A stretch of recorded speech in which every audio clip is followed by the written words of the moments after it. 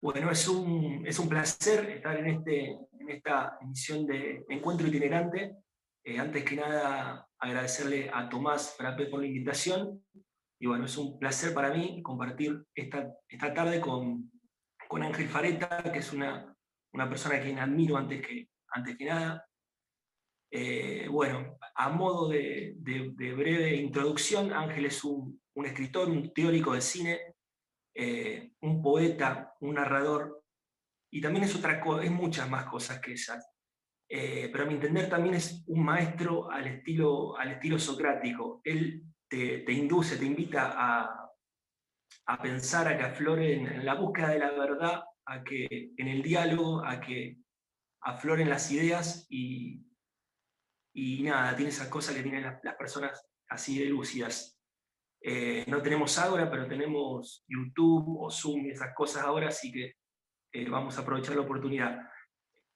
En estos días, en este año más precisamente, se van a editar 3 obras de Ángel. 2 son reediciones, como Hitchcock en obra, y también el concepto del cine, que es la teoría de Ángel sobre el cine, que salió el original en 2005. En este caso es una edición ampliada, corregida y aumentada. Y también se publicará un inédito en el transcurso de este año, que es Dominio Inminente, Teoría de la Clase B y la Cultura Tradicional.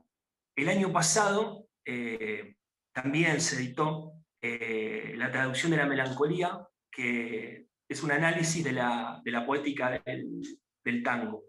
Bueno, por ahí, sin más preámbulo, le damos lugar a Ángel a que nos comente un poco cómo surge esta fuerte y marcada vocación artística y de dónde viene, si es un eslabón más en una familia de artistas o, No, o si, o si tuvo que romper con alguna tradición o mandato. no, no, no, no. Sí, sí, un mandato, sí, porque yo soy muy consciente de mi historia, muy consciente, cosa que los argentinos están perdiendo mucho. Este, Episodios de los últimos días lo demuestran. Yo siempre soy muy consciente de dónde vengo, de mis orígenes, del origen de mi apellido.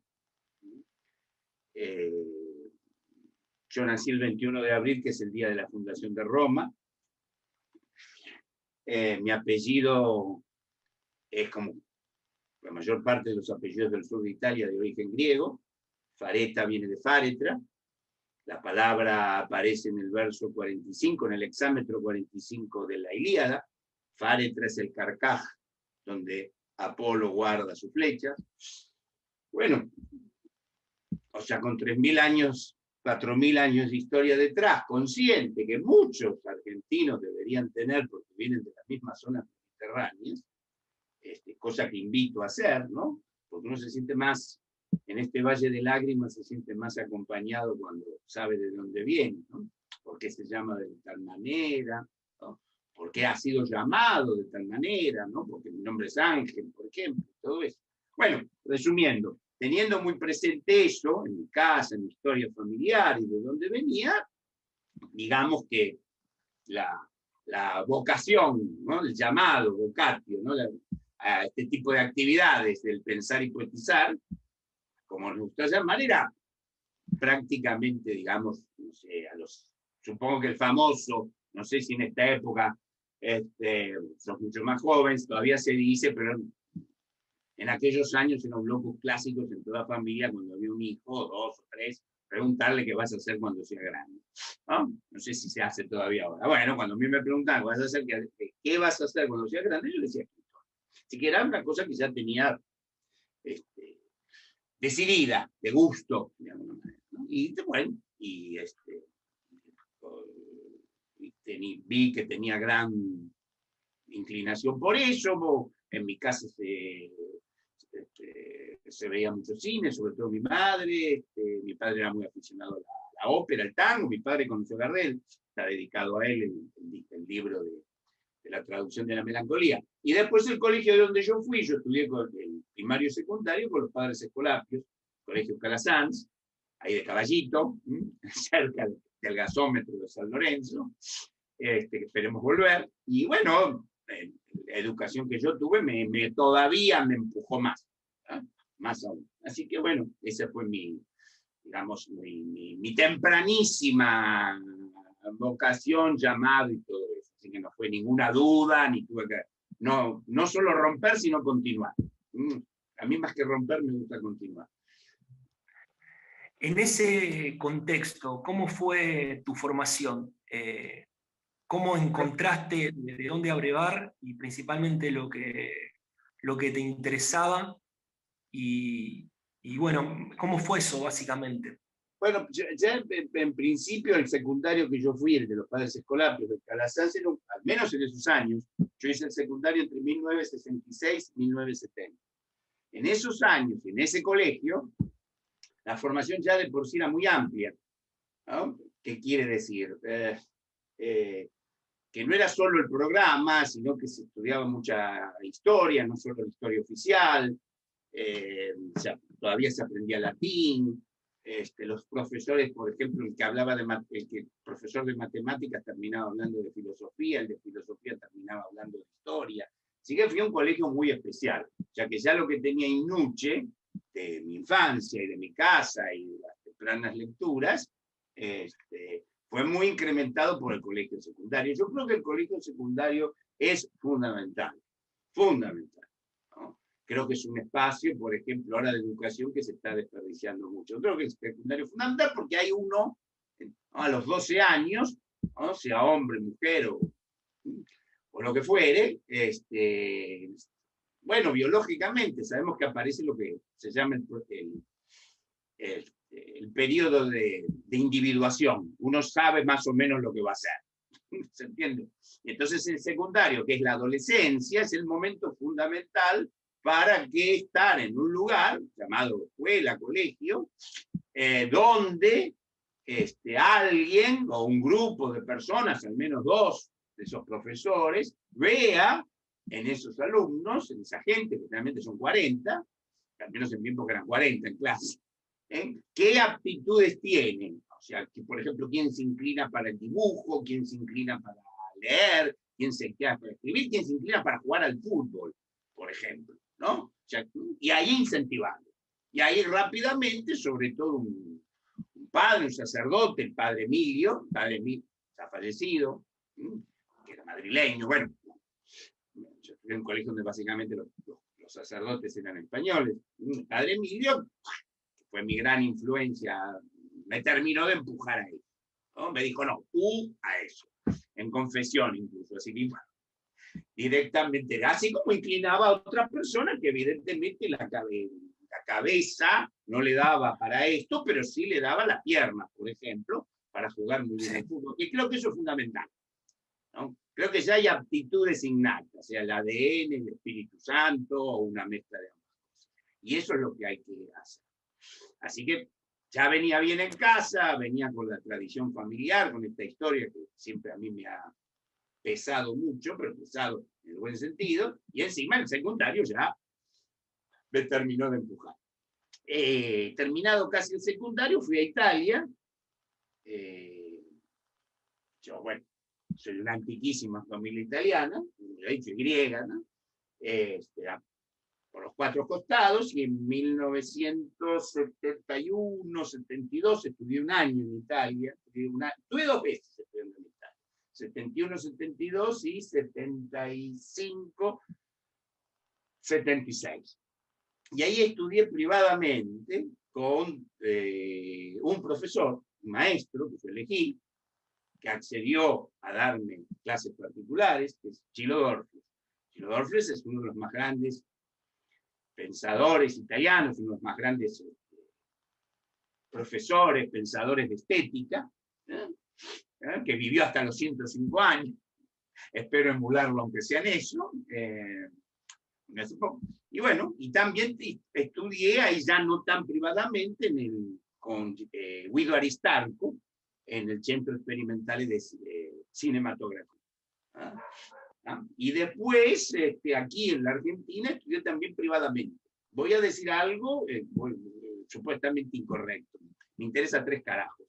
Si es correcto o incorrecto, todo ese tipo de cosas. Me parece una estupidez. Yo creo que el tipo de enseñanza, cuando uno tiene inclinaciones estéticas, filosóficas, lo mejor, al menos a partir que se termina la adolescencia, es tomar clases particulares. O sea, tomar profesores particulares. Creo que desde Platón esto funciona así.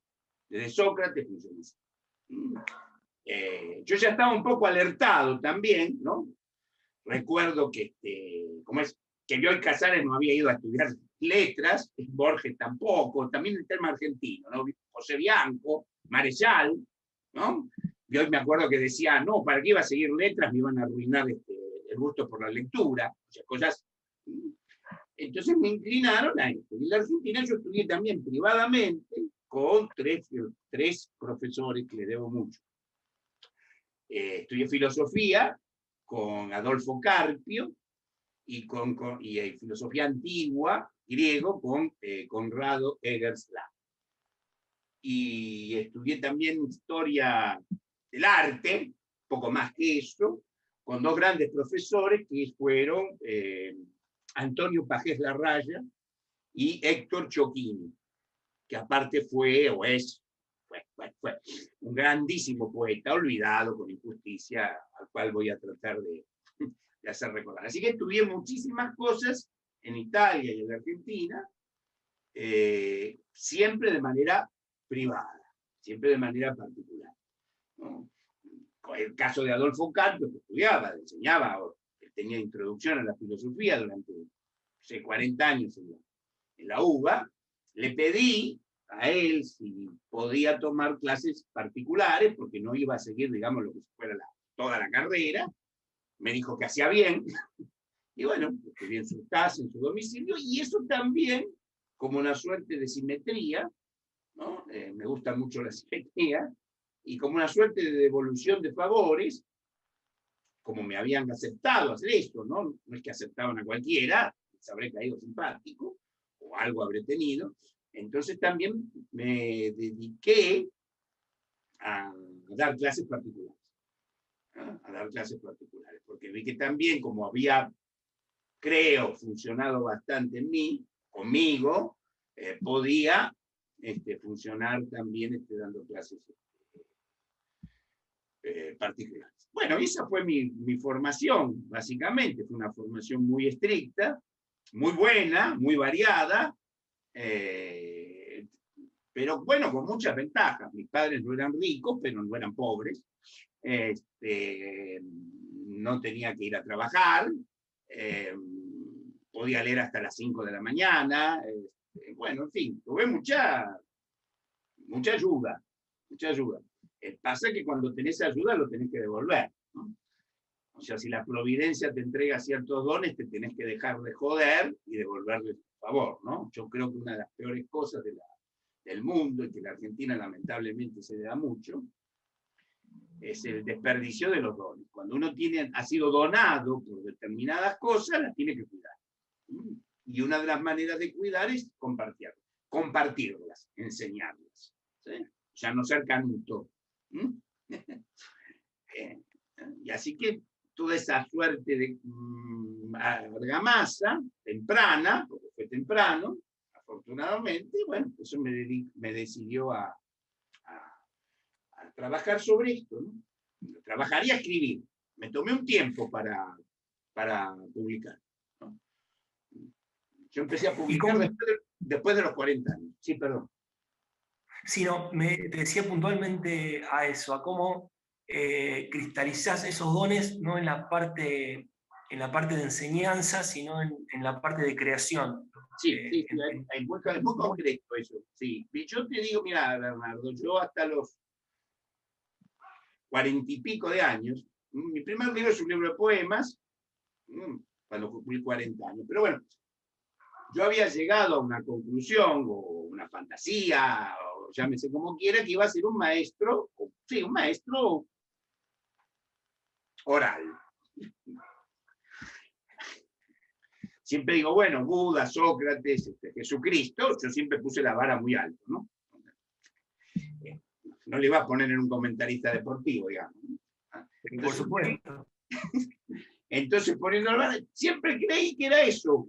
¿no? Y un día, en mi casa, no, en mi casa, no la que vivo aquí, estaban en la clase y un grupo de alumnos me dijeron, pero ¿y esto cómo va a quedar? Bueno, digo, ustedes graban las clases, ¿tienen cuánto? Tienen 600. Sí, sí, pero esto no lo va a conocer otra gente, pero lo van a conocer a partir de ustedes, y patatín, patatán. Y bueno, y dio uno de ellos, recuerdo, dio el ejemplo, dice, pero si no vamos a caer en manos de un chanta como, no puedo nombrarlo. ¿Está claro? ¿Sí? Nos vas a dejar en manos de semejante tipo. Y bueno, entonces me salió el lado, qué sé yo, ¿no?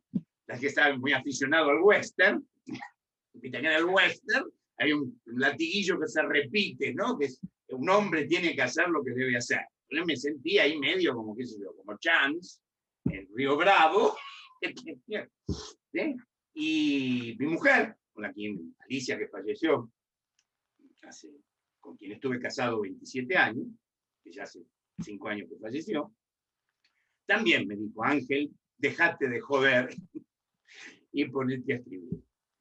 Y a partir de eso, a partir del 2000 y pico, empecé a escribir mucho y ya en el 2005, ese mismo año, en 2005, editamos 2 libros, o sea, el concepto de cine, la primera edición, y mi primer libro de relatos, que es El saber del cuatro. Y a partir de ahí, digamos, prácticamente hemos sacado 1 y hasta 2 libros por año. Pero fue así, básicamente. No me veía como escritor, por un lado, pero por otro lado no pensé que la cosa era más oral. Hasta que me... Llegó por añadidura, es la punta del iceberg de todo lo que fuiste. Claro, sí, fue una... Bueno, esto, ¿no? Estoy muy contento, más contento, dice yo, no sé si estoy contento, estoy satisfecho de haberlo. Creo que sí, creo que creo que más allá de las personas, creo que sí había, bueno, todos creemos eso, ¿no? De que lo que tenemos que transmitir es único. Hay una idea, y no me acuerdo si es de un poeta inglés, creo que de Wordsworth, un poeta que detesto por otro lado, pero que decía que en un poema así muy, muy romántico, muy paisajístico, de cuántas ideas habrán circulado en el mundo que no han encontrado su forma de expresión. Yo creo que eso es una reverenda pelotudez. Yo creo que siempre cuando se tiene una idea, ¿no? Una idea, una invención, sí. Siempre se va a encontrar la manera, sea prosa, verso, mecánica, futbolística, deportiva, siempre cuando hay algo, un plus, algo más, algo que no existe todavía, esto es una creación, ¿no? Después dejemos si es buena o mala, pero cuando hay algo nuevo, una creación, ¿sí? Física, metafísica, siempre, si esa idea está madura, esa misma persona va a encontrar la manera, el canal de expresión. Sea oral, sea escrito, bailado, cantado, ¿sí? En una fórmula matemática, lo que sea. Y bueno, y ese es eso. Que había algunas cosas que decir que no habían sido dichas, por ejemplo, con respecto al cine, que fue uno de mis, no el principal, sino uno de mis primeros móviles, porque también sí, me ocupé básicamente del cine por razones tácticas.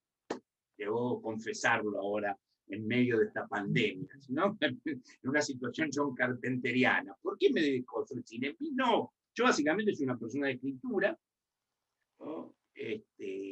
Pisé un cine por primera vez cuando ya había ido al Colón toda mi vida, ya no es, ¿no? Esa cosa que no nací ni en el cine, ¿sí? Había leído a casi todos los clásicos, visto todas las óperas y recién empecé a frecuentar el cine.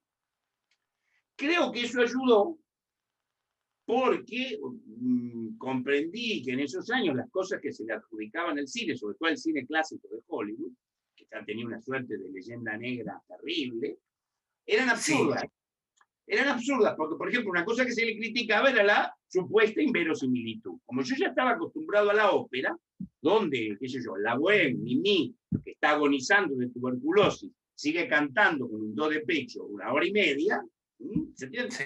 O había visto que ¿no? O sea, que Aquiles tenía un punto débil en el talón, o sea que había, o que Shakespeare hace una serie de inverosimilitudes totales, por ejemplo, con Romeo y Julieta en Verona hay un río, obviamente no hay un río en Verona, entonces si todos estos autores se permitían supuestas inverosimilitudes, ¿para qué juzgar a eso? ¿No? Y también, Además, perdón. somos católicos, venimos de una tradición, sin ir más lejos, la Biblia, ¿no? Es de donde venimos. Claro, claro, lógicamente, no, pero déjame terminarte que te diga, por si me permitís, pero Sí, también por qué me dediqué un poco al cine. Porque, a poner el subrayado, ya no, porque básicamente todavía hace 40 años, cuando empecé a dar clases, o seminarios, o cosas particulares, bueno, todavía hoy, básicamente la actividad de la gente, del joven, es ir al cine. Básicamente es eso. Entonces me dediqué o puse el subrayado en el cine porque el cine era lo que podía, digamos, interesar, si quería transmitir una visión del mundo, era a través del cine. Si lo hubiera hecho a través de la pintura de Velázquez, que es otra de mis pasiones, de la música de Schubert, creo que no hubiera atraído absolutamente a nadie. Entonces vi el cine, que por otro lado es la conclusión del arte occidental, ¿no? Creo que explicando o analizando un film de Hitchcock se puede llevar desde hace 40 años a una persona joven o no tan joven a términos, a temas simbólicos, metafísicos, filosóficos. En cambio, si a una persona de 20 o de 40 años se le empieza a hablar o se intenta hablar de metafísica o de simbolismo tradicional, ¿no? A partir de algo que no tiene la menor idea, porque bueno, la educación es así, ¿no? En cambio, yo creo que el cine es el cine clásico de Hollywood es el gran soporte para acceder a otras cosas. O sea, yo hice el camino reverso, ahora me doy cuenta, o la providencia me guió así. Yo empecé por el cine, concepto de cine, y después fui para atrás. Por ejemplo, el melodrama, con La Pasión Manda, la poesía, con la traducción de la melancolía, lo fantástico, con dominio eminente, y si Dios quiere, en próximos libros o ensayos, iré hacia la ópera y hacia la pintura. Esto salió providencialmente. En un momento es providencial. En otro momento la providencia la tenés que ayudar. Me di cuenta que tenía que... Y también me di cuenta de otra cosa, ¿no? Que generalmente la gente que le gusta el cine, esto estúpidamente llamado cinéfilo, porque el cinéfilo tiene que serlo hasta los 20 años. ¿Se entiende? sí. La cinefilia es como el sarampión o la cinefilia es como el sarampión o las paperas. Las tenés que tener de joven para después no contagiarte de grado. ¿Está? Pero a su vez que el mundo estaba dividido de esta manera. La gente que le gusta el cine, no entiende un cuerno, no sabe nada de filosofía, ¿sí? O de historia del arte. En cambio, la gente que está formada en filosofía no sabe absolutamente nada de cine o ve un cine totalmente falso. ¿Sí? Entonces me di cuenta que Dios mío, bueno, estábamos hablando de western. Mi tarea, iba a decir mi misión, ¿no? ¿Por qué no? Mi tarea era esa, crear un puente teórico, escrito, si es posible también no solo ensayístico, sino oral, como estoy haciendo, intentando hacer en este caso, ¿no? Vía narrativo, poético y todo eso. O sea, se trata de transmitir algo de crear algo o de recrear algo a partir de dos o tres posibilidades que, bueno, que Dios, la providencia, me ha dado. La posibilidad, no sé si bien, yo creo que sí, porque si no sería un farsante, ¿no?, de expresarme, por ejemplo, en poesía, o en verso y en prosa. Además, no solo puedo expresarme en verso y en prosa, sino poder escribir ensayo, o sea, teoría y narrativa. Y más o menos creo, después dirán, después cuando esto salga al aire, creo que más o menos puedo expresarme, o sea, tengo cierta capacidad de expresarme oralmente.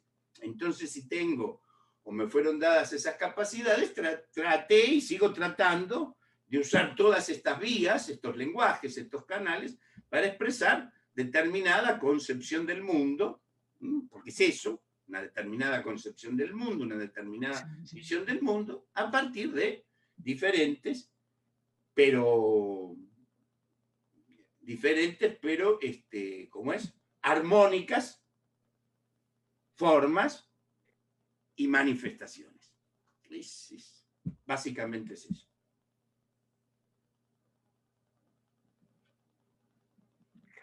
Bueno, mira, lejos, me quedé pensando también una cosa que dijiste hace un ratito, lejos estoy de tener un conocimiento profundo de cine, ni mucho menos, soy músico, inquietudes por ahí fueron por otro lado, pero algo que me pareció muy interesante que dijiste con respecto al cine y el siglo XX, porque por ahí el cine pudo catalizar un punto, pudo ponerse como un eslabón de la tradición, sin caer en algún tipo de concepto, en el mejor de los casos, ¿no?, en algún concepto de vanguardia o de este posmodernismo. Me parece que creo que como ninguna otra arte durante el siglo XX. Claro, pero el cine, claro, De museo, sí, claro, sí. sin quedar una cosa de museo, pero sin esa nada misma elitista que plantea todo ese círculo del Malva, de ONG y todas esas cosas. No sé esas cosas, pero básicamente la idea es eso. El cine, cuando yo digo el cine, es el cine clásico de Hollywood. Sí. Para el que no lo entienda, puedo explicar por qué. El cine clásico de Hollywood es la tercera posición. O sea, la tercera posición. O sea, creo una cuña entre el conservadurismo, el museo y la vanguardia. Y creo también una tercera posición con respecto al mundo liberal, o a la visión del mundo liberal, y a la visión del mundo, digamos, conservador. O sea, Gramsci hablaba de la toma del poder cultural. Está muy bien. Solamente hubo una toma del poder cultural de tipo mundial. Es el cine clásico de Hollywood. ¿Está claro? Ahora también es muy fácil, creo que es muy fácil entender por qué. Es como la carta robada de Poe, la paradoja de la carta robada. ¿Dónde vas a esconder una carta robada? ¿No? En un lugar donde se cuelgan las cartas. Entonces, ¿en qué lugar podía crearse de esta contradicción? Este alien, ¿no es cierto? Este espía, de eso. En Estados Unidos. O sea, en Estados Unidos, incluso por razones marxistas. ¿No? Yo no lo soy, pero bueno, como parte de la cultura, Marx hoy es ineludible. Marx ya decía que la crítica a la sociedad capitalista solamente podía hacerla un arte o un pensador que viva en una sociedad capitalista avanzada. ¿Dónde era esto? Estados Unidos. ¿Sí? ¿Está claro? Solamente podía darse en ese lugar. Es ridículo una crítica a la sociedad moderna hecha por un autor que, no sé, pagamos como en casi todos los países. Tiene que haber habido revolución industrial. Si no ha habido revolución industrial y mentalidad industrial, el cine no tiene sentido. Se puede crear sobre un arbolito, no sé qué, una costumbre, no sé qué, en un lugar extraño, alguien así.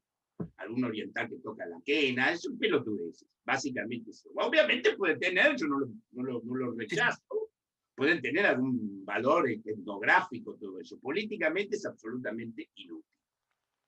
Sí, es decorativo, digamos. Sí, no sirve absolutamente.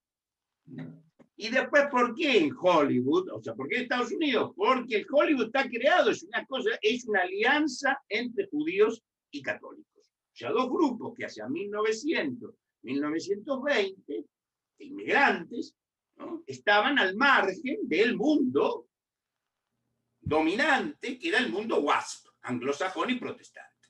Entonces vinieron, se juntaron, ¿sí?, hicieron una alianza, y con eso crearon los grandes estudios, los actores, los productores y todo eso. Te quiero consultar sobre tu idea del liberalismo, excediendo por ahí lo que es una teoría meramente económica, sino cómo cómo influencia y atraviesa al ser humano. Mi postura antiliberal no es una postura económica, porque el problema del problema antiliberalismo, o sea que es un término muy laxo, primero que hay dos liberalismos, hay dos palabras. Una cosa es el concepto en la mal llamada Edad Media. ¿Por qué digo la mal llamada Edad Media? Porque la Edad Media es un invento polémico, sobre todo de Hegel, del siglo XIX, para denostar esos 1000 años de cultura europea. ¿Está claro? ¿Ya? ¿Sí? Bueno. Edad Media es un término polémico, por eso yo la pongo siempre entre comillas. ¿Sí?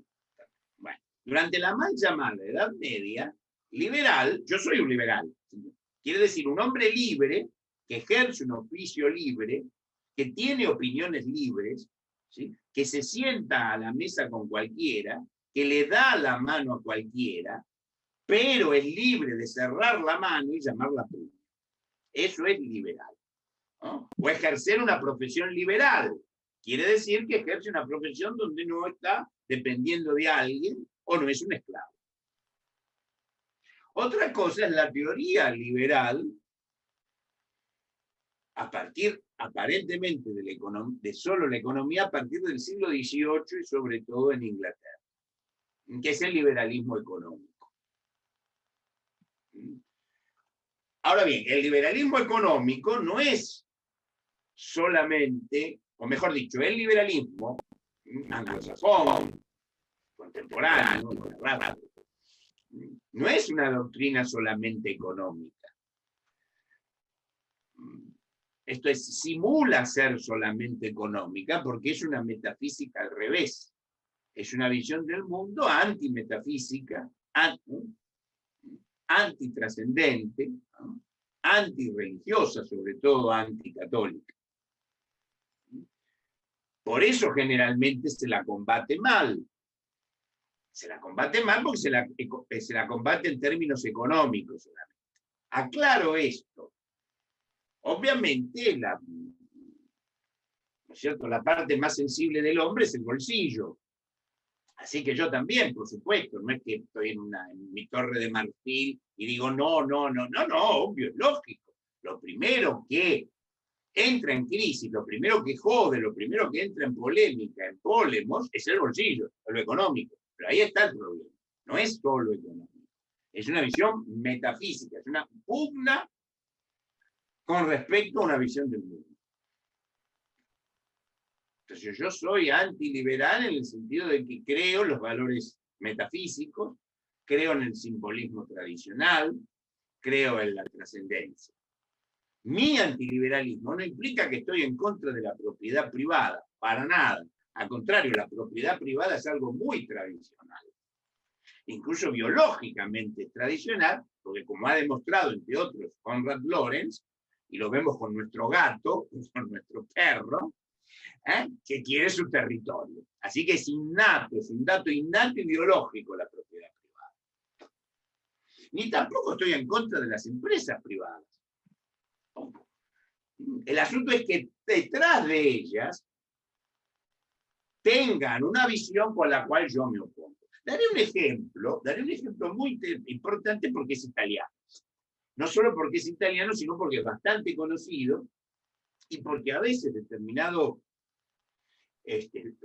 profesor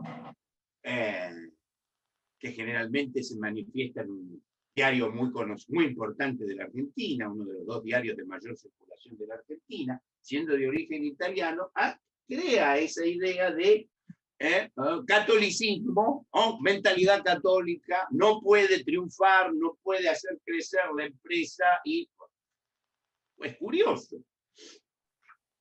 2 de los mayores empresarios italianos exitosos, uno muy conocido y otro cuando diga el producto va a ser muy conocido, son Olivetti, este bastante conocido, y otro es Ferrero.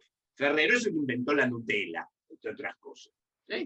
El hombre más rico de Italia, al fallecer hará 5 o 6 años atrás. Bien.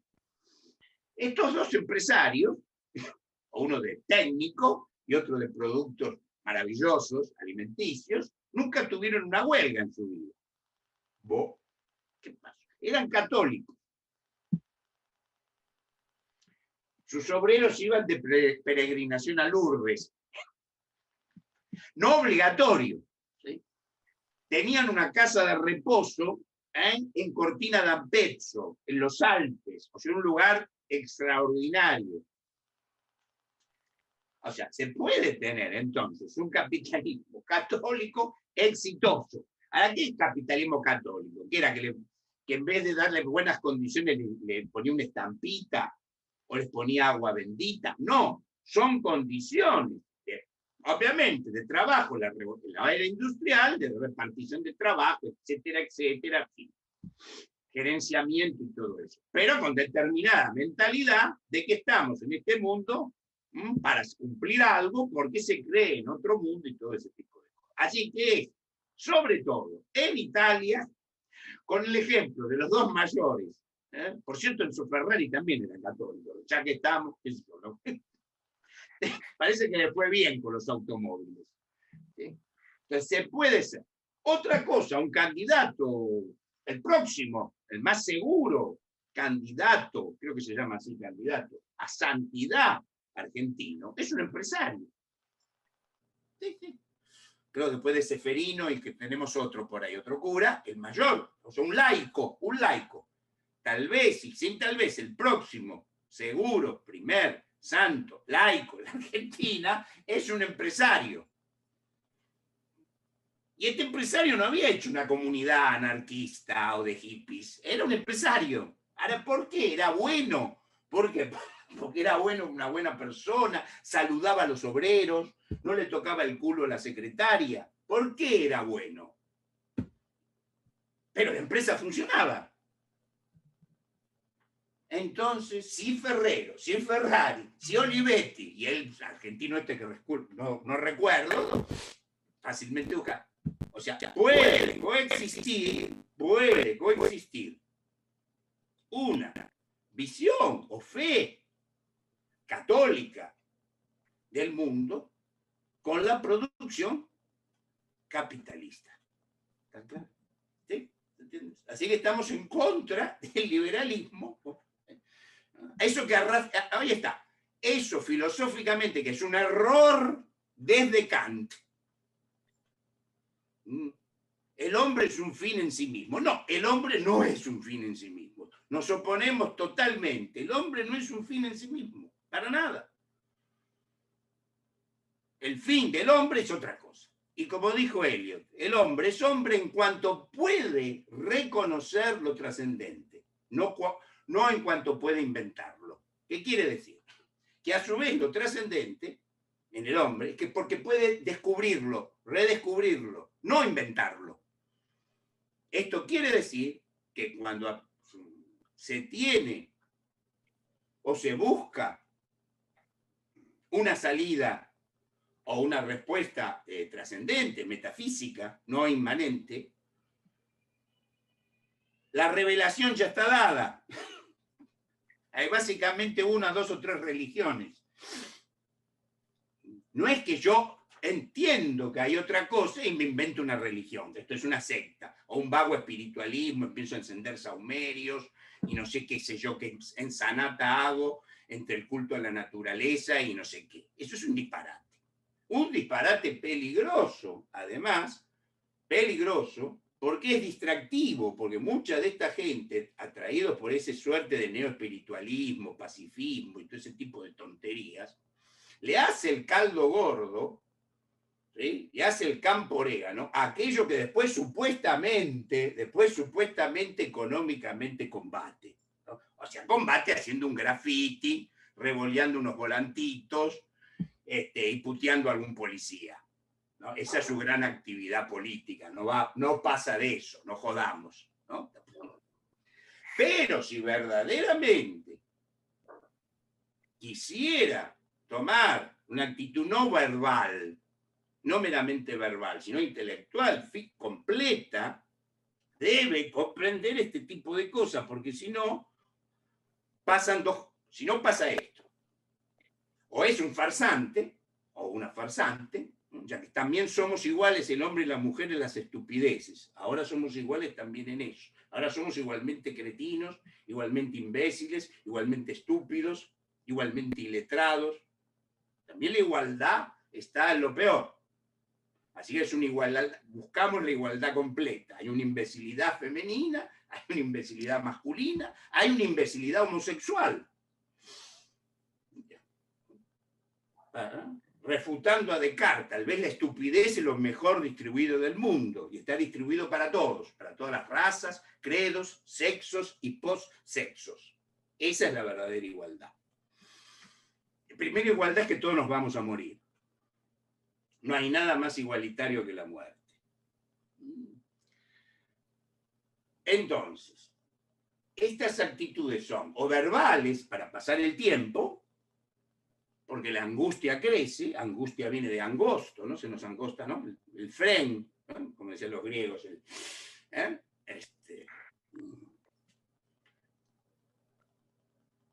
O lo tomamos en serio. Si lo tomamos en serio, no es una declaración meramente sincretista, donde tomamos un poquito de orientalismo por acá, un poquito de anarquismo por acá y construimos una suerte. No, eso es conformismo. Pasolini, tal cual ahora yo he sido, lo voy a decir, ¿por qué no? Mientras algunos se ocupaban de sus películas, que son un espanto, como director, yo fui el primero, o fuimos de los primeros en ocuparnos de lo que verdaderamente vale de Pasolini, que es su poesía y su pensamiento político. Corría el año 71, 72, más o menos. Esta reunión, yo asistí, estaba estudiando ahí, creo que fue en Génova. Grupo de esto, imagínate, ¿no? Imagínense, año 71, 68, mayo francés, todo, qué sé yo, todos con la remera de Che Guevara. Entonces agarra y dice, todos ustedes, le dice a los pibes, son todos una manga de conformistas. Usan el pelo largo, se drogan, usan palabras en inglés, son lo peor que existe. Lo querían matar. Ahora lo ensalzan. Es eso, este es el tema. Ya una persona, cuando dice delivery, ya la está cagando. ¿Por qué decir? Obviamente hay ciertas cosas que se crearon ahí. A vos seguramente te gusta el fútbol, a mí también. ¿Qué vas a decir? Tiro de esquina. Corner, está bien, corner. Es cierto, te has creado ahí, correcto. ¿Sí? Pero dejate decir delivery o take away. Es un pelotudo. Ya sos un esclavo. Hay gente que piensa que es rebelde sexualmente y dice queer. Queer. Una forrada creada en las discotecas neoyorquinas. Y esta persona es rebelde. Esta persona es un esclavo de mierda. El peor esclavo. Le hacen ruido las cadenas de tan pesadas que las tiene. ¿Se entiende eso? Claramente. Claro. Un país. No sé, sí. Córdoba o Rosario, no les quiero ocupar. Ojo, voy a ser federal. Pero acá en Buenos Aires, ¿no? Hasta hace poco, todos con el lenguaje, la cancha, ¿no? que en el lenguaje está todo. Carajo, si el lenguaje está todo, que por cierto Lacan era católico y votaba por De Gaulle, y fue el único profesor que en el Mayo francés siguió dando clases. Si todo es el lenguaje, pedazo de pelotudo, y te gastaste las pilas intentando leerlo, ¿cómo vas a decir delivery? O takeaway, o queer, o gay? Gay. Este odio a la palabra gay se lo escuché a Pasolini, a Yukio Mishima, a Truman Capote y al creador de la palabra gay, que era el escritor Christopher Isherwood, que apareció en la novela Adiós a Berlín, la que después da lugar a Cabaret, y que era un código entre los homosexuales ingleses en los años 20, en Berlín, lo que pinta Cabaret, que era para un código para decir que había ciertos lugares donde se podían tener o mantener o hacer levantes homosexuales. Esto eran alegres de ahí. Pero fuera de eso, eso es totalmente esclavo, es esclavizante. Se supone que se están rebelando. Pues imagínate, Bernardo, yo me voy a rebelar y le pido las instrucciones a mi enemigo. Hay un aforismo de Kafka que desde siempre cito. Está en varios de mis libros. Dice, el esclavo le arranca el látigo al amo. Empieza a latigarse frenéticamente a sí mismo. Piensa que así se ha liberado. No se da cuenta que es otro nudo en el látigo del amo para poder así someterlo más. Y otra expresión que precisamente es norteamericana, la he tomado del cine, la voy a decir en castellano, aunque sea inglés, que es subiendo la escalera que baja. Todas estas supuestas rebeliones son subiendo la escalera que baja.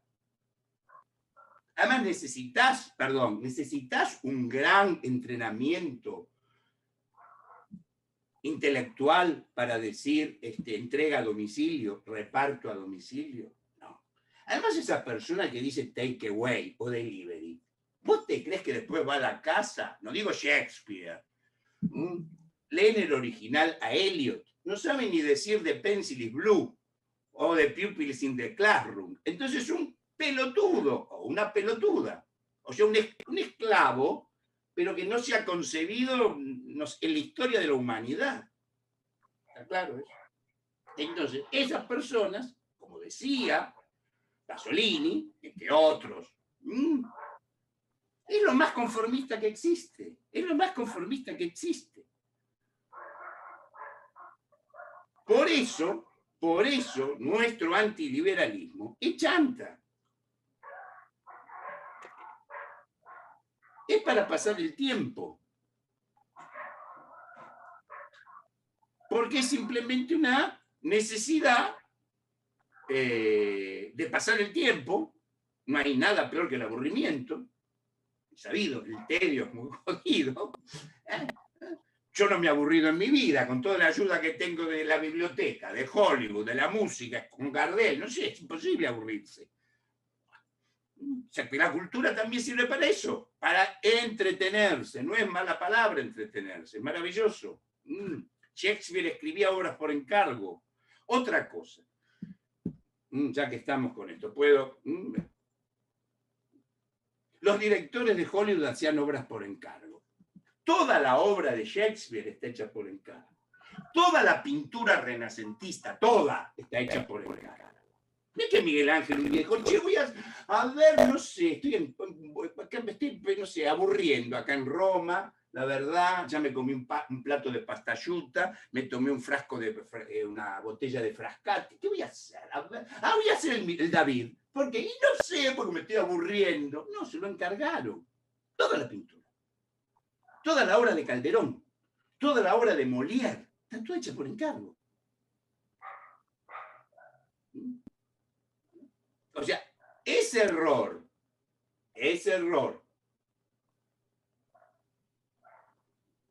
de encargarle, por ejemplo, a Hollywood ese San Benito, es un error de información. si no tenés buena información, sos un esclavo. Entonces es la gente, el ser humano, cierto ser humano, bajemos un poco, cierto ser humano aquí y ahora, bajamos un poco más, cierto ser humano aquí en la Argentina, ¿quiere verdaderamente tener una postura antiliberal? No, no creo. Si lo tuvieran, entenderían determinadas cosas. Que las tienen a mano, desde luego, las tienen a mano. No un adoquinazo a un policía, que como decía Pasolini, él es el pobre. Cuando los estudiantes matan a un policía, en las manifestaciones en Roma, él le escribe un poema al policía, él es el pobre, es más pobre que ustedes. Entonces es un conformismo total, absoluto, fomentado por el mismo sistema, que utiliza algo que el así llamado una bomba, en su manifiesto, llama causismo. No, dice, no, en realidad no quieren sacar, no hay.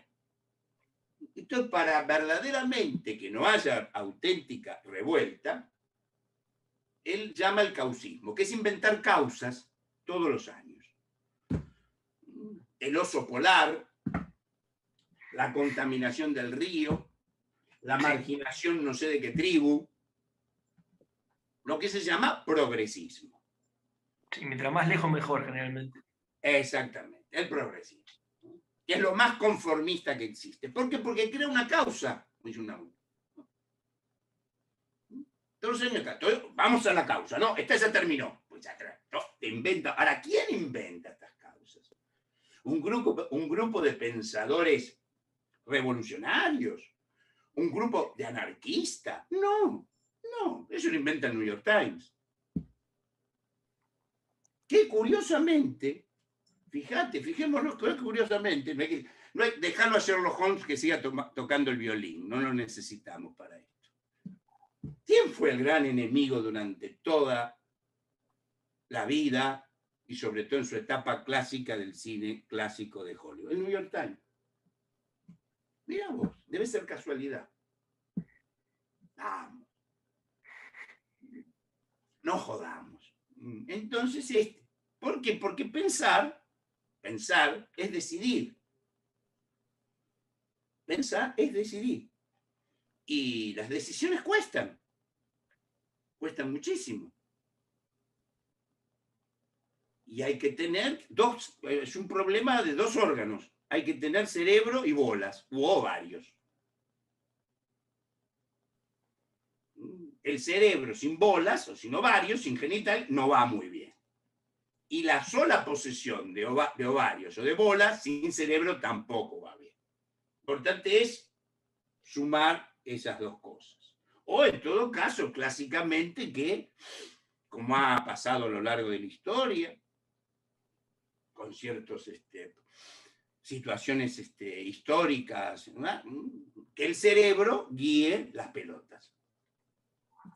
Uno pone el cerebro y otro pone la fuerza. ¿Está claro? Y esa es la verdadera oposición. ¿Está claro? Y eso es lo que yo trato de enseñar. No de enseñar, de transmitir. Por eso yo digo nosotros. La gente dice, Fareta dice nosotros. Claro, yo digo nuestras teorías. Nosotros decimos. Pues el yo es liberal. Yo no inventé nada. Si estoy transmitiendo cosas desde Pitágoras, desde Platón, nosotros, o sea, Platón, Hitchcock, San Pablo, Simone Weil, toda la banda, somos nosotros. Y ponerse como un eslabón más de la cadena histórica, todo lo que trata de todo lo que combate el posmodernismo, el progresismo y todas esas cuestiones de que todo se inventó ayer, ¿no? O claro, hoy. exactamente. Exactamente. El posmodernismo es la rama estética del progresismo. Nada más. Que está en contra del progreso. Esto es importante. Está en contra del progreso. Por eso es progresismo. Es un ismo. Sí. Y eso es lo más Como confrontativo. este liberalismo está en contra de la libertad. Claro, exactamente. Y no está en contra del capital. Repito estos ejemplos que me discutan el éxito de Olivetti. Escucharía sus argumentos. No escucharía. Que a Ferrero le fue mal en la empresa por ser católico. Yo escucharía los argumentos. ¿En serio? Escucharía. Espero. Así que no es esas cosas. Pero si la gente se ha tragado la leyenda negra, toda la leyenda negra se han tragado, obvio. La historia es trágica. La historia es trágica. Nadie está en el lugar de origen. Ni los chinos. Nadie vive en este momento en el lugar de origen. Siempre todos en el planeta habitamos un lugar porque liquidamos, conquistamos o combatimos a alguien que vivía antes. Es terrible. Y es así. Es curioso, yo cuando era joven, no hace tanto, la izquierda era hegeliana. Yo me acuerdo. Me gustaría escribir un capítulo de mis memorias titulado así. Recuerdo cuando la izquierda era hegeliana. Hegel, que yo no soy hegeliano, obvio, pero lo he leído. Hegel dice que que los momentos de felicidad en la historia, en el libro de la historia, los momentos de felicidad son páginas en blanco. Yo no creo eso. Lo que sí creo es que la historia es trágica. ¿Quién no quisiera que no hubiera guerras? ¿Quién no quisiera que la gente no fuera mala? Pero no es así. ¿Cómo empieza Maquiavelo su teoría política? Si tenemos que, antes que nada, investigar a quiénes se gobierna. ¿Se gobierna a ángeles del cielo? No. ¿A quién se gobierna? Al ser humano. ¿Es el ser humano bueno por naturaleza? ¿Agradecido por naturaleza? ¿Generoso por...? No. Porque era católico, creía en el pecado original. Ponele que sos agnóstico, ponele que sos científico. Está comprobado científicamente, dejar nuestra fe. El ser humano es el único animal que mata por placer. Tortura. No hay casos de tortura en el Reino Unido. ¿Sí? ¿Sí? Eso somos. ¿Será el inconsciente, el deseo, voluntad y representación, pecado original o todo eso junto? A mí lo del pecado original me cierra. Hay una falla constitutiva. Eso es indudable. Esa falla constitutiva esté en el ADN, esté en lo que fuere, está probada. Comprobada, no solo de manera religiosa o trascendente, sino inmanente y material y biológicamente. Se gobierna para eso, la historia es eso. Lo otro es utopía. Y utopía quiere decir que no hay tal lugar. Utopos, no existe. Pero uno de los efectos nocivos de la educación liberal, no economía, es que el mundo no es trágico. Y el mundo es trágico. Primero porque es una película que termina mal. En el último acto nos morimos. Así que ya venimos mal. Y la historia, el despliegue de la historia es trágico, es injusto. Con momentos de justicia. El progresista le han hecho creer que desde que nació, ponele, hoy un progresista tiene 20 años. Antes, 20 años atrás, toda la historia de la humanidad, ¿sí?, desde el Homo sapiens, fue una serie de errores, de chanchullos. de macanas, de injusticias, hasta que vino él. A partir de 20 años cambió todo. Si se enseña eso a un hijo, sea hijo adoptivo, lo hayan, qué sé yo, engendrado en un vientre de alquiler, en la probeta, donde carajo fuere, lo que sea, y le van a enseñar que todo fue un error hasta que naciera él, ese chico, esa chica, va a salir al mundo no inerme, va a salir al mundo, prácticamente va a ser el primer sopapo, el primer cachetazo que le dé la vida. Entonces recurrirá a ciertas sustancias, como las drogas, por ejemplo. Enorme ridiculez, sobre todo en la Argentina, teniendo nuestros vinos que son extraordinarios. Encima, una reverenda doble pelotudez en la Argentina. Eso. Esa es la primera enseñanza. La primera enseñanza, la primera filosofía, ¿no? ¿Cuál es? El hombre es mortal. Y a partir de ahí hay que arreglársela. No mire, Fareta, yo no creo en Dios. Perfecto. Entonces te la vas a tener que arreglar igual. ¿Está claro? Alguna virtud vas a tener que tener. Como decía Bioy Casares, mi admirado Bioy Casares, que me honró con su amistad. Yo no creo, Fareta. Entonces habrá que arreglársela con el coraje y la compasión. ¿Está? Son las dos que no tienen coraje y compasión. Sabiendo que lo demás,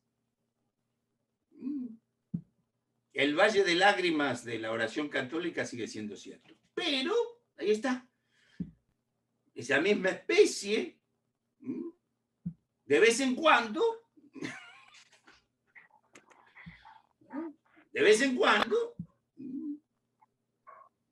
hace las meninas,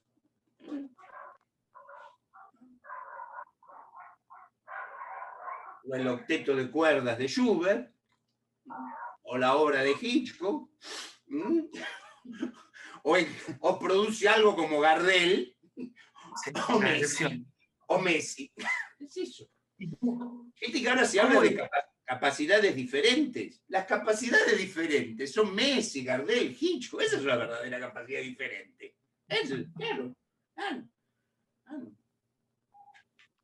En esa palabra que dijiste, justo, de capacidades diferentes, ahora que estamos atravesando una dictadura higienista, sí. ¿Cómo es todo reflejado y cómo es el arte y la cultura y el entretenimiento en este siglo XXI? Y vamos mal. Vamos mal porque Occidente... Siendo optimista, vamos mal. No, Occidente, el espíritu occidental, el espíritu europeo, del cual la Argentina forma parte, más allá de ciertas declaraciones de las últimas horas, la Argentina es un país básicamente europeo. Ahora, cuando, por ejemplo, yo digo, yo estoy orgullosísimo de ser europeo, pero no digo que soy superior. ¿Está claro eso? ¿Está claro eso? Sí. Soy blanco, heterosexual, europeo y católico. ¿Está claro? Y no me gusta hacer otra cosa, no quiero hacer otra cosa, pero no digo que eso es mejor. Si soy eso, no me voy a disfrazar de lo que no soy. ¿Se entiende esto? Es ridículo. ¿Para qué? Bueno.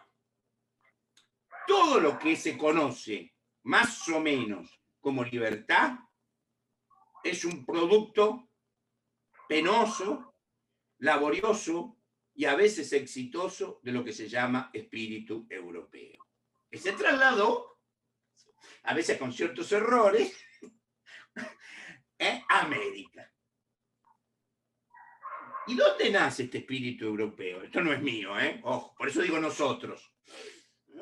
Muchos, creo, entre otros Bruno Snell, tal vez uno de los más grandes helenistas. Vienés también, otro astrohúngaro, tenemos. ¿Cuándo nace esto que se llama el espíritu europeo, el espíritu occidental, la libertad? ¿Cuál es un momento fundante, ondante? Es un momento mítico, seguramente también histórico, pero mítico y poético. Es el final de la Ilíada. Aquiles acaba de destrozar, de humillar, no solo vencerlo, a Héctor.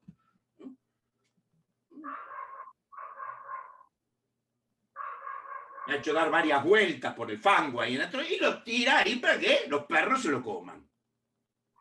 Perros, los cuervos, qué sé yo. Pero llega Príamo, el padre de Héctor, y le pide, le suplica, se pone de rodillas, abraza las rodillas de Aquiles, llora y le pide por favor que lo deje enterrar al hijo. Así como era perdido su amigo Patroclo. Y ahí Aquiles se emociona. Aquiles, imagínate, no es que se emocionó, ¿se entiende esto? Un cura villero, Aquiles.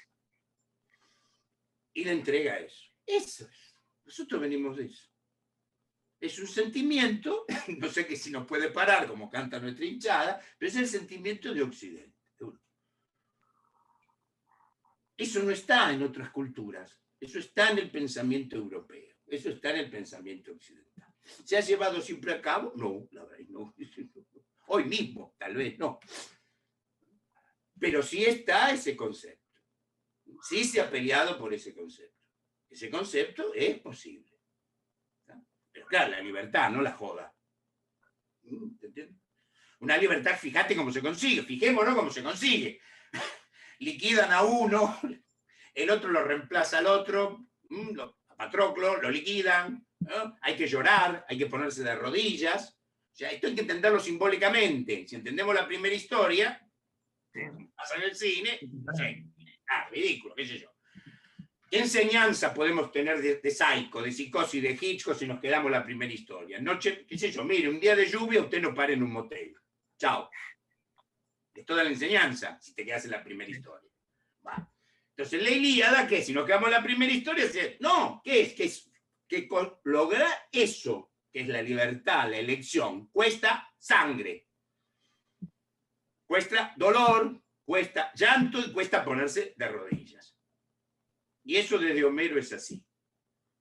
El que piensa o quiera huir de eso y convertirse falsamente, no digo peyorativamente, el que quiera convertirse en un, qué sé yo, no sé, en un maya, o en un guaraní, o en un diaguita, ¿sí? O en un chino, ¿no? O en un budista zen, lo cual es un disparate total, ¿no? Pero no porque eso sea disparatado, porque no nos va a salir. ¿Se entiende eso? No nos va a salir. Bueno. Ángel, te quiero preguntar acerca de los límites que te parece que impone, que más o menos lo viniste desarrollando, pero los límites que impone la corrección política hoy a lo que está llevando adelante una obra, como para ir obturador, porque más allá de... Perdón, sí, sí. ¿Me escuchás? Sí. Bueno, la corrección política es un macartismo moral. Es un nazismo moral. ¿Sí? Es eso. Es parte del progresismo. Es parte de que funcione algo, de alguna manera, ¿no? Simulemos que pase algo. Es una manera también de censura, es una manera de nazismo. En algún momento la otredad era ser judío, comunista, homosexual, judío. Ahora es lo mismo de siempre. Algo que nos ha enseñado la historia es que el perseguido de ayer se convierte en el perseguidor de hoy. Contra eso, coraje y sentido del humor. Eso. Está claro. Cuando alguien, por ejemplo, digo acá en Facebook o aquí también, seguramente cuando lo pongan en circulación esto, a Fareta dijo, mira, es muy simple, no me leas, no me escuches, ¿sí? Y listo, ya está. Está claro. Y si tenés un argumento en contra, escucho, ahí está, ser liberal. ¿Sí? Lo que pasa es que esta gente es nazi, son nazis, ¿sí? Son tiranos, tienen miedo, son esclavos. Eso, ¿está claro? Eso. Y por supuesto con eso se creen que están dentro de una mayoría, ¿no? Es la moda. En algún momento era vestir de una forma, pertenecer a este club, ¿sí? Tomar esta bebida, ¿sí? Ahora es eso, pertenecemos al grupo de los correctos.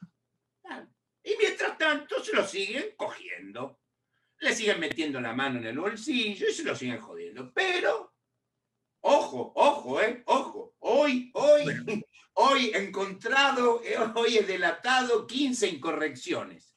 Claro, en Shakespeare. ¿Se entiende eso? Sí, sí. Es absurdo. Intentan, empujados, reescribir la historia. Pero están empujados por lo mismo. ¿Saben por qué? Porque no hay más nada que repartir. Vamos a develar un secreto, Bernardo. No hay más nada que repartir. Viste que se dice que ya se sabe físicamente, ¿ves? Que el medio ambiente, o sea, hay poco aire, hay pocas fuentes de agua natural. Por eso la Argentina se la están morfando como pocas veces, pues ¿cuál es nuestro gran reservorio? Claro, se está terminando el aire y se está terminando el agua. ¿Sí? y no hablamos Imagínate de la que plataforma marina, ni de los minerales de la cordillera, hablamos de cualquier otra boludez coyuntural menos de la cuestión de fondo. no hay más nada, se viene una escasez total. Millones de muertos de hambre, en plena migración de un lado al otro. ¿Qué queda para repartir? Derechos progresistas. No hay nada, nada. Cultura no se produce más. Administrar la anterior o está en museos o la gente sale de un secundario, de una universidad y no sabe hablar. Entonces repartamos derechos. Y si no hay derechos, los inventamos. Por ejemplo, saquemos una ley, ¿sí? Sobre los derechos de las personas con dos cabezas, los derechos de los bicéfalos. No, pero no hay. Pero puede haber gente con dos cabezas. Entonces vamos a crear antes que nada el derecho a la bicefalidad. ¿Está claro? Un ministerio, Entonces, por ejemplo. Un entonces, ministerio, algo. entonces, no, una ley, una ley. Entonces el pobre tipo, la pobre tipa, que lleva una vida tediosa, espantosa, fea, pero no porque es pobre, ¿eh? Los pobres no, los pobres tienen que laburar. El pobre no se preocupa de esas tonterías pequeños burguesas. Se lo conforma. Claro, eso. No vas a conocer Venecia, pero podés militar por él. No vas a tomar una buena botella de vino de una buena cosecha, no, pero tenés este derecho. ¿Está claro? ¿Te podés comprar una pizza acá? No. ¿Seré más brutal? ¿Te podés acostar con semejante mina? No, pero tenés derecho. ¿Te podés encamar con semejante tipo? No, pero tenés este derecho. ¿Está claro? Eso es lo que hay que repartir. No hay más nada. En todo caso, habría que repartir bien lo que hay. ¿Está claro? Pero no hay nada nuevo. No hay nada nuevo. El mismo cine se terminó.